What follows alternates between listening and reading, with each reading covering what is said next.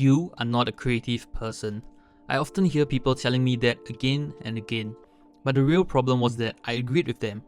You see, for the longest time, I believed creativity was some magical spark that either appeared or didn't, and sadly for me, it never seemed to show up.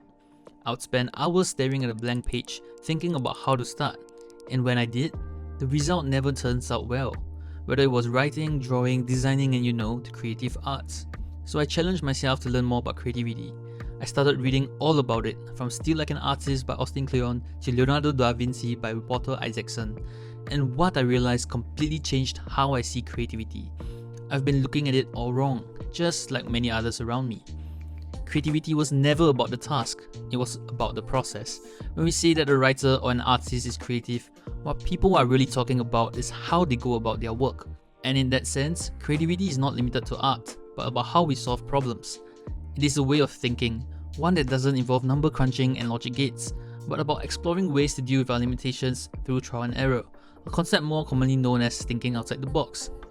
Sure, we all love the idea of being completely original, the feeling that something you created was purely from your own merit, but here's the big misconception. So-called originality often comes from combining existing ideas in a fresh way. You don't have to dream up something no one's ever imagined.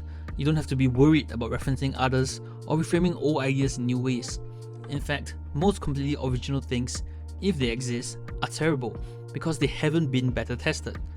Oftentimes, what appears to be creative is actually the result of hours and hours of passionate effort, brainstorming little ideas, making tiny improvements, and taking risks one small step at a time until the ordinary becomes extraordinary.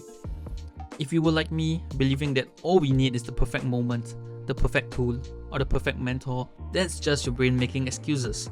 The best way to become more creative is to do something, anything, right now.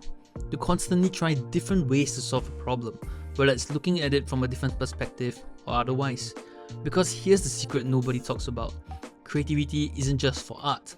It's for problem solving, for managing real world limitations, for thinking outside of the box even when it's cramped and dingy. Creating pieces of art is but only one of many problems that creativity helps with. So stop thinking about creativity like an artist.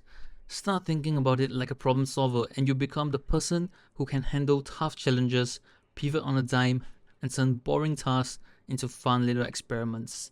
Oh, and if you're lucky, people might call you creative.